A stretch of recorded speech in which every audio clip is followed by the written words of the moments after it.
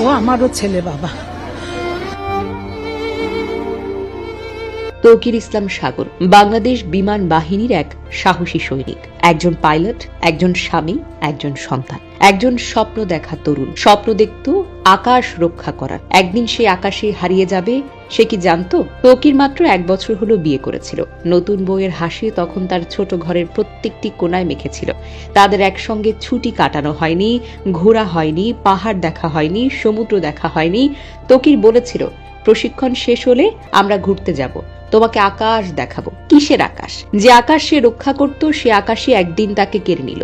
অবশেষে সে আকাশেই ছড়িয়ে গেল শুধু ধোঁয়া, আগুন আর কান্না। 21শে জুলাই 2025 সোমবার দুপুর 1:06 F-7 BGI যুদ্ধ বিমান নিয়ে আকাশে উড়ে যান ফ্লাইট লেফটেন্যান্ট তৌকির। মাত্র 12 মিনিট পর ঢাকার উত্তরা মাইলস্টোন কলেজের উপর ভেঙে পড়ে তার বিমান।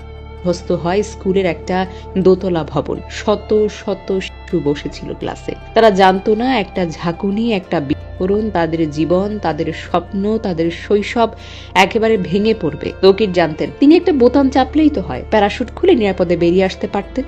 তিনি তা করতে পারতেন, কিন্তু করেননি। সহজেই বাঁচতে পারতেন, কিন্তু সেটা তিনি করেননি। তিনি চেয়েছিলেন ঘনবসতিপূর্ণ এলাকা এড়িয়ে বিমানটি জনশূন্যে কোথাও নামাতে। তিনি চেষ্টা করেছিলেন, প্রাণপণ চেষ্টা করেছেন, একটা জীবন নয়, শত শত জীবন রক্ষা করতে। কিন্তু বিধাতা কি আর শুনেছেন তার কথা? দুপুরের আকাশে কালো ধোঁয়া ছড়িয়ে পড়ে, আর বিকেলে 3:45 ঢাকার CMH এ শেষ নিঃশ্বাস ত্যাগ করেন ফ্লাইট লেফটেন্যান্ট তৌকির ইসলাম সাগর। তৌকির ছিলেন একজন স্বপ্নবাজ তরুণ। শুরু করেছেন রাজশাহী ল্যাবরেটরি স্কুলে, তারপর গিয়েছিলেন পাবনা ক্যাডেট কলেজে।